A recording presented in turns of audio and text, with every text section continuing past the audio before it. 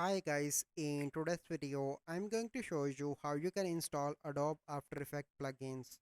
So once you download the plugin, you simply need to come here onto the Adobe After Effects and click on open file location. So once you open that file location, here you can see you simply need to click here Adobe After Effects. So click on Adobe. So here you can see Adobe After Effects 2024. So here you can find an option for plugins. So let me find. Here you can see, and you simply need to paste that plugin file here, and after that you need to open Adobe After Effects and that plugin will be added into your After Effects. So this is a process how you can install Adobe After Effects plugins.